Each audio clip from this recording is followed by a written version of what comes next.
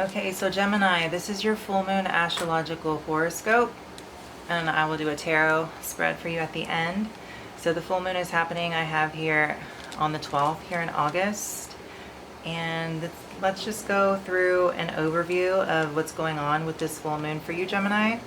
So let me show you all of my notes that I written down, because I'm doing things a little differently than how I normally do. So I can channel better when I feel like I'm not being rushed or I'm not recording as I'm looking at the chart. So until I get more comfortable with that, I'll be able to, like I did before, just go off the chart, but it'll be more accurate, insightful, more comfortable, and there'll be more of a flow to it. Okay, so here's the last page. These are all my notes here. So as far as the overview for you, Gemini, we start the full moon off in, well, the sun here will be in Leo for, well, it's 19 degrees. Yes, 19 degrees. 19 degrees, which is in your third house, and the moon is at 24 degrees in Aquarius, which rules over your ninth house. So also we can note that Saturn retrograde is 22 degrees conjunct the moon at 24 degrees in your ninth house, Aquarius. Now that we know where the full moon is occurring, let's identify other key aspects, adding potency to the full moon. So we have a grand cross that involves the North Node 17 degrees, making a conjunction with Uranus 18 degrees Taurus and Mars 25 degrees in Taurus, ruling your 12th house. The South Node 17 degrees Scorpio rules your 6th house, and the Sun 19 degrees Leo, your 3rd house, and the Moon 24 degrees conjunct Saturn 22 degrees retrograde is activating your 9th house, ruled by Aquarius. So, you know, aside from the Grand Cross, we have multiple T-squares going on because there's so much activity going on in the sign of Taurus. So, with the full moon and the South Node being in Scorpio, which this is activating all of the fixed modality houses for you, the fixed house. Well, it's a fixed modality for everyone, but for you, Gemini, this is your fixed houses rule your 6th and 12th and your 3rd and 9th house.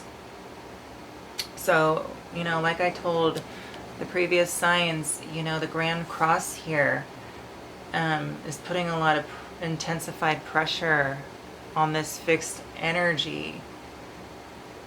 And with the nodes involved, it's super important.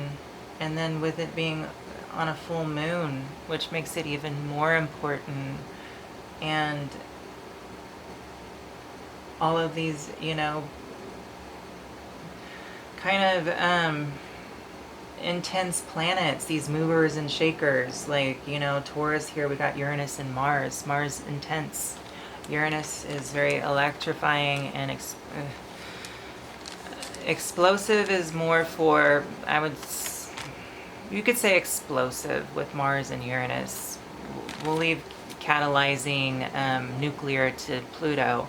But these are movers and shakers here. And then Saturn, nonetheless, right here, powerful planet in itself, and it's all about structure, and it's in retrograde, so it's deconditioning right now in order to build anew and to integrate what has been broken down in order to build back up.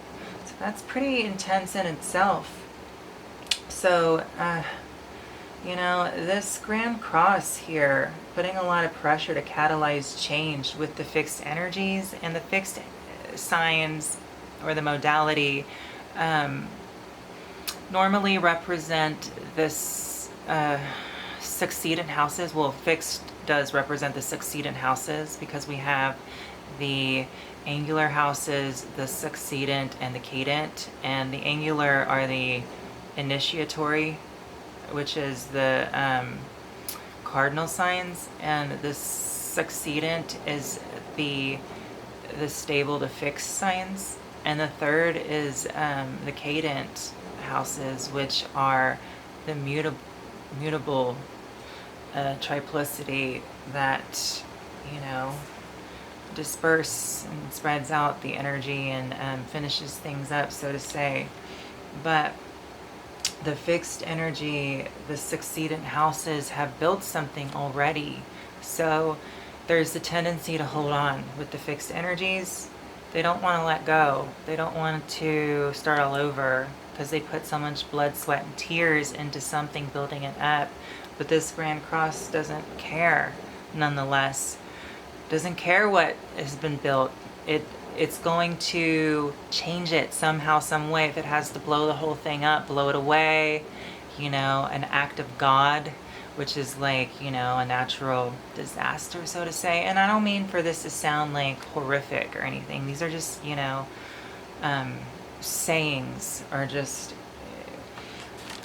to just kind of create the ideology behind this Grand Cross and its intention. So, but I mean, it's super intense if you haven't felt it. I mean, if you have a lot of fixed energy in your chart, I know Gemini, you're mutable air, but if you have any kind of fixed energy in your chart, you'll feel this, because it's activating the fixed houses here.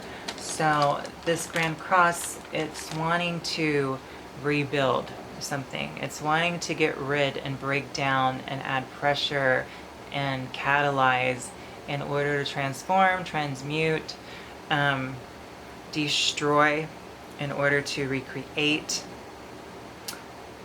from the ground up, from the soul up. So that's what's happening with this Grand Cross, and it is no joke. So I laugh because of how intense it is, because you can't help but to laugh, okay? Goodness, I'm already exhausted. So anyways, yes, and then if we zoom in, I mean, well, you can see the basic kind of general software that I'm using that was free. Let's see.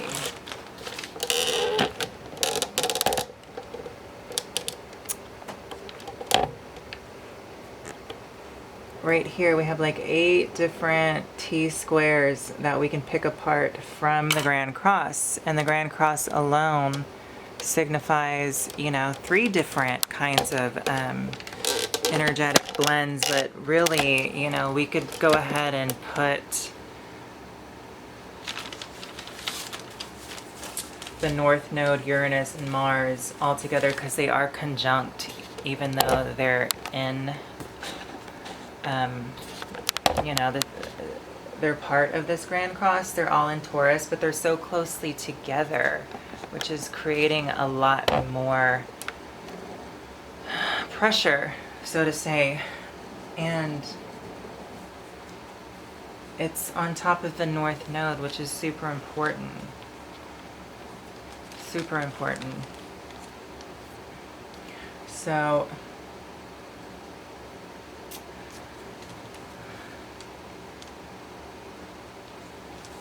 moving along, a lot of T-squares that we could chunk apart, break apart, in order to, you know, express into further detail this Grand Cross happening, Gemini.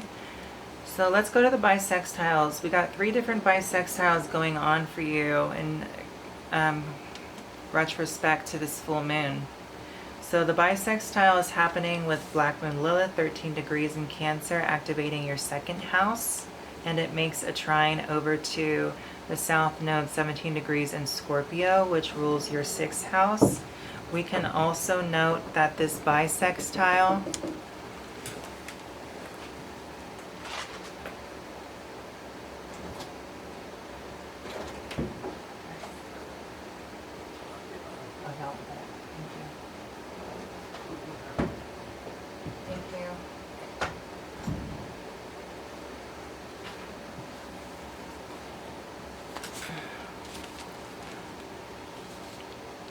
So this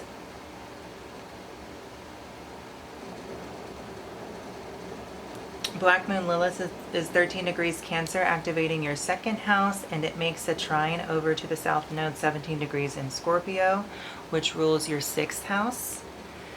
And then we can also note that this bisextile occurs at the bottom of your chart. So there's 3 different bisextiles, and there's one going on more at the bottom, and then there's one going on to the left if you're looking at the chart, and then there's one going on at the top of the chart. And that has significant meaning too, you know, what part of the chart it's happening in.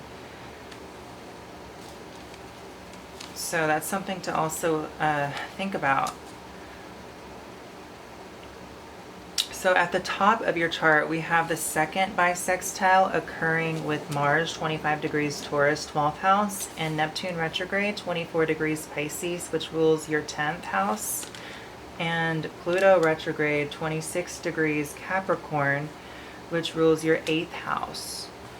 So the third bisextile is linked with Mercury, 12 degrees Virgo, 4th house, trining the North Node, 17 degrees Taurus, 12th house, and Black Moon Lilith at 12 degrees Cancer, 2nd house, connecting the trine with semi-sextiles. And the semi-sextiles require a little effort. The bisextile, it has a trine, which is harmonious energy, but the sextiles that create the bisextile require just a little of effort, acknowledgement, a little action, a little, you know, even wishful thinking, you could say, in order for this aspect to really be felt and activated and, acted upon.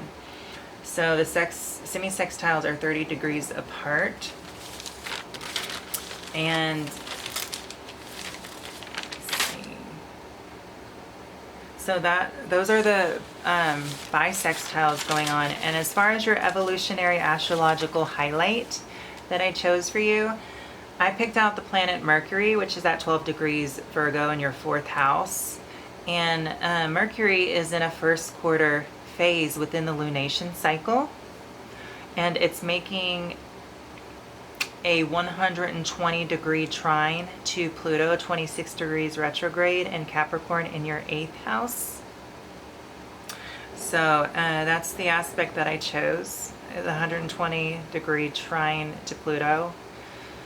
I've seen that pretty much automatically, because once you do learn astrology, you generally, you know, each house is 30 degrees. And then once you just learn, you know, the basic geometry of the aspect, you'll be able to kind of get a very clear, concise and general idea of the space in between each planetary point, and whether or not it's a trine or a square. Even by the houses, you know, you can count them. But some people's chart, you need to just pay more closer attention, because their first house could be like 40 degrees, or they could have an interception within the houses. So that's just something else to think about if you're learning astrology.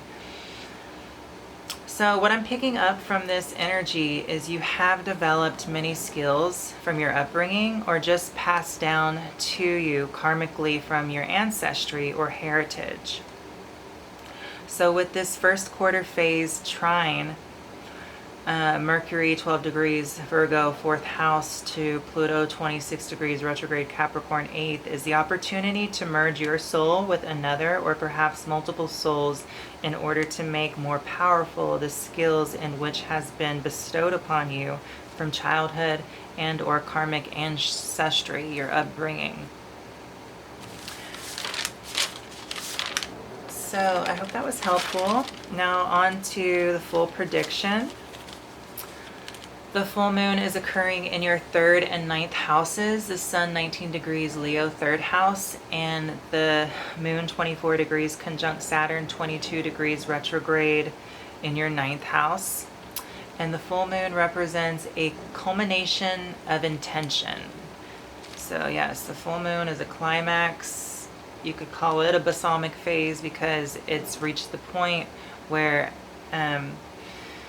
the intention or the lesson or something is coming to a head, a close, a culmination.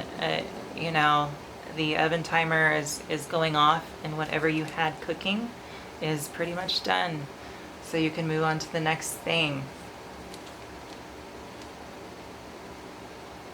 And for the full moon, you know, whatever, this is something else to think about for the full moon. So whatever you were intending upon or working with, whatever kind of lesson or energy, there'll be another chance to come back to it. But that will be later on down the line when this full moon does occur again, because it's going to go into a different sign and area of your chart. So you won't be able to come back to it until that time does happen. So that's something else to think about. So you can kind of pick up where you left off on. If something didn't kind of turn out the way you wanted it, you can retry. So